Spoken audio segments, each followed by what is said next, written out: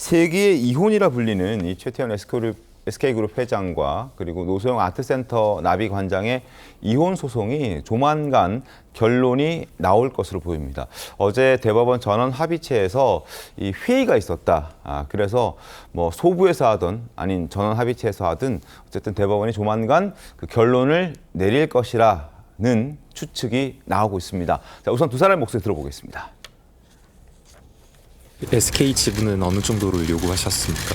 비록 잃어버린 시간과 가정이 되돌릴 수는 없겠지만 이 사건을 계기로 해서 가정의 가치와 사회 정의가 설 수 있는 그런 계기가 되었으면 하는 바람입니다. 저는 이번에 상고를 하기로 결심하였습니다. SK 성장이 불법적인 비자금을 통해서 이루어졌다. 제6공화국의 후광으로 저희가 사업을 키웠다라는 판결의 내용이 존재하고 있습니다. 이는 사실이 아닙니다. 김광삼 변호사님, 전원 합의체 사건이 아님에도 불구하고 대법관 14명이 모여서 회의를 했다? 이것도 좀 이례적인 것 아닙니까? 일단 이제 전원 합의체 회부하는 이제 요건이 있거든요. 네. 그래서 일단 이제 담당 재판부에서 의견이 다르다랄지, 네. 아니면 아니면 이제 기존의 어떤 판례를 변경한다랄지, 네. 아니면 사유적 임무이 너무 집중되니까 어느 대법관의 어떤 한 부에서 네. 판단을 하게 되면 나중에 이제 약간 논란의 소지가 있다랄지, 이제 그런 경우에 이제 전원 합의체 회부를 하죠. 그래서 네. 지금 언론 보도에 의하면 대법원장이 네. 일단 관련된 서류, 이제 요약 서류를 다 모든 대법관에게 나눠주고 네. 판단을 구하고 있는 모양입니다. 그러면 이 정도 사안이면 제가 볼 때 이제 전원합의체 갈 필요성이 있다. 아마 이혼 소송 사건이 전원합의체 간 사례는 거의 없을 거예요. 그러니까요. 그런데 이제 가장 중요한 것이 지금 논점이 되고 있는 것이 뭐 300억 비자금이 네. 과연 SK 관련 주식의 가치 상승에 이게 영향을 미쳤느냐, 미치지 않았느냐, 비자금은 이제 불법이냐 아니냐 이런 네. 문제들. 그다음에 노태우 전 대통령이 SK를 얼마나 더 보호를 하면서 성장을 이끌었느냐. 그러면 그게 사실이다 할지라도 이건 불법적인 건데 네. 이거 과연 불법적인 것을 재산 기여도에 이걸 해야 하느냐. 여러 가지 이게 일반 이혼 소송과 전혀 다른 측면이 좀 있거든요. 그래서 뭐 저는 개인적으로 볼 때도 전에 2심 나왔을 때도 전원 합의체 할 가능성이 크다 이렇게 말씀을 드렸는데 그랬군요. 아마 이제 그 부분에 대해서 아마 심리를 하고 전원 합의체 회부할지 여부를 이제 결정할 건데 저는 이제 가능성 상당히 높다 이렇게 봅니다. 전원 합의체로 회부될 가능성이 높다. 지금 현재는 뭐 일부에서 맡고 있긴 한데 이걸 전원 합의체로 가져가서 결정을 내릴 것이다라는 전망도 지금 나오고 있습니다. 자, 1심과 2심의 판결이 굉장히 달랐습니다. 1심에서는 최태원 회장에게 유리한 결과가 나왔고 반면 2심에서는 노소영 관장에게 유리한 결과가 나왔습니다. 자, 3심 어떻게 될까요?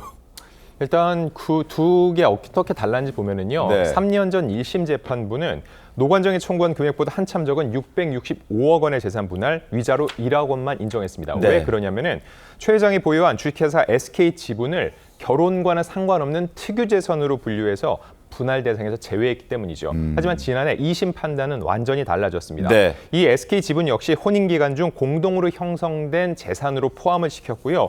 그래서 재산 분할액을 무려 1조 3,808억 원으로 높이고 위자료 역시 20억 원으로 늘렸습니다. 네. 또 하나 중요한 거는 최 회장이 보유한 이 지분 가치를 현금으로 지급하라고 명시를 했는데 이 경우에는 지분을 헐어야 되는 상황까지 발생할 수 있겠죠. 그렇기 때문에 외신들은 한국 역사상 최대 규모의 이혼 판결이라고 대대적으로 보도하게 됐었고요. 이와는 별도의 소송으로 인해서 최 회장의 동거인은 김희영 씨가 노 관장에게 20억 원의 위자료를 지급하라는 판단도 나왔습니다. 그러니까요. 1심과 2심에서 결과가 달라졌던 것은 노태우 전 대통령의 300억 원에 달하는 그 비자금이 SK그룹에 성장하는데 종잣돈 역할을 했다. 그러니까 최태원 회장, SK 측에서 주장하는 그 SK 주식이 특유 재산이 아니라 노소영 관장, 노태우 전 대통령에게 영향을 받은 것이기 때문에 이혼할 때 재산 분할 과정에서 이걸 인정해 줘야 된다라는 결과를 2심에서 내렸던 겁니다.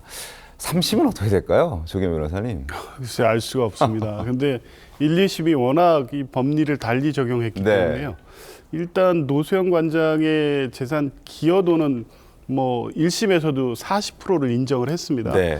근데 1심이 금액이 그 정도로 나왔던 건 뭐냐면 SK 주식 최태원 회장이 갖고 있는 17.5%의 SK 주식을 특유재산으로 분류함으로써 분할 대상 재산에서 제외를 했죠. 네. 근데 항소심은 조금 전에 말씀한 대로 SK 주식 지분을 인수할 당시에 그 인수대금이 네. 노태우 대통령의 비장업으로부터 비롯됐다는 메모라든가 증거를 통해서 그게 인정이 되면서 그걸 분할하면서 1조 3,800억이 된 거거든요. 어마어마한 금액이죠. 그러니까 이제 이 법리나 이 항소심의 증거 판단에 대해서 대법원이 네. 어떻게 판단하냐에 따라 결론은 또 완전히 달라지는 겁니다. 네. 그때 이 특유재산을 인정한, 그러니까 이 기여도를 인정한 이 판단의 증거 채택이라든가 법리 판단이 잘못됐다고 하면 파기환송을 하게 되는 것인데 네. 그럴 경우에 그 취지라고 하면 1심의 판단이 맞았다는 게 되기 때문에 결국에 1, 2심 결과 중 어느 쪽의 법리가 맞았다는 것을 대법원이 판단을 하게 되는 것 같습니다. 그런데 대법원 안에서도 지금 의견이 분분하고 이게 법리적으로 명확하게 정리될 수 있는 문제는 아니기 때문에 끝까지 결론을 지켜봐야 될 것 같습니다. 최병우 위원 어떻게 보십니까?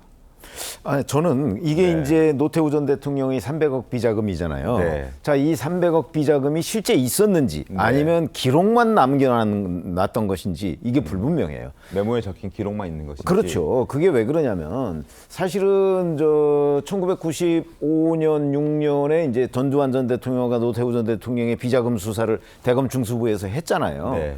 그때도 보면 이 300억 비자금이라는 게 그 사실은 제대로 그 쟁점이 돼서 수사 대상이 아니었어요. 그러니까 거기서도 제대로 그 수사를 안 했는데 네. 자, 지금 와서 그럼 그 300억이라는 게 어디 기록이 있더라라는 것만 가지고서 정말 그 300억이 SK로 들어간 거냐? 네. 아니면 기록만 있고 뭐 무슨 어음이나 수표만 있는 거냐? 네. 이런 점이 이제 쟁점이 될 수 있잖아요. 네.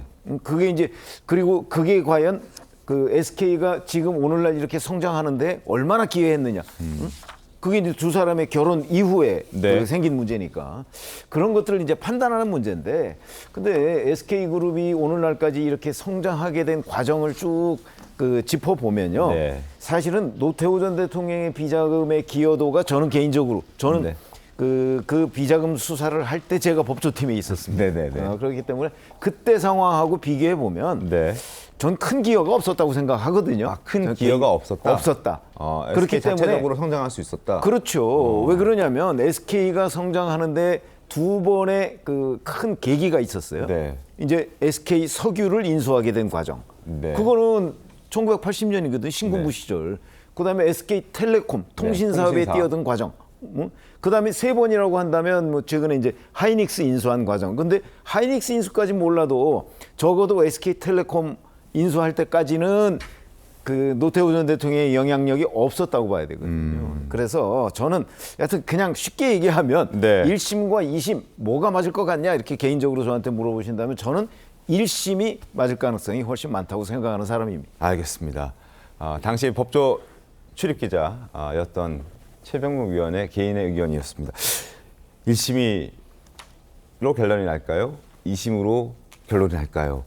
대법원의 판단은 어떻게 될까요? 김광사 변호사님, 아직 대법원의 전원 합의체 회부된 건 아니고 지금 일부에서 가지고 있는 거잖아요. 네. 그 일부에서 그대로 결론을 낼 경우, 혹은 전원 합의체로 가져가서 전체 전원 합의해서 결론을 낼 경우, 결론을 내리는 시점이 많이 달라집니까? 아니면 꼭 그렇다고 볼 수는 없죠. 그렇군요. 일단 뭐 소부에서 심리할 때도 이거 어느 정도 제가 볼 때는 이제 성숙이 됐다고 봐요. 네, 그러면 그리고 조만간 결론이 나온다고 볼 수 있나요? 그렇죠. 이 사건 자체는 이제 이혼 사건이고 네. 이제 정치인 사건도 아니잖아요. 그래서 일단 뭐 전원합의체 회부해도 이제 전원합의체 회부하면 일단 이제 일정에 따라 쭉쭉 가잖아요. 그러니까 마냥 미룰 수가 없단 말이에요. 네. 그러면 심리 기일 정하고 쭉 가서 선고를 하기 때문에 네. 시간이 많이 끌지는 않을 겁니다. 올해 그런데 안에 나올 수 있다? 지금 전원할지 여부에 회부할지 여부까지도 지금 단계가 와 있기 때문에 네. 직접 담당 재판부에서 한다 하더라도 이 사건을 오래 끌고 가기는 쉽지 않을 거라고 봐요. 네. 그런데 일단 뭐 제가 볼 때는 1심과 2심 비교하면 2심이 좀 너무 좀 파격적이었다. 저도 이제 그런 생각을 하거든요. 알겠습니다. 이제 그에 대해서 비판하는 분도 좀 있긴 하지만 네. 그래서 아마 대법원에서는 뭐 어느 정도는 변경될 가능성이 있지 않을까 저는 그렇게 추측을 합니다. 알겠습니다.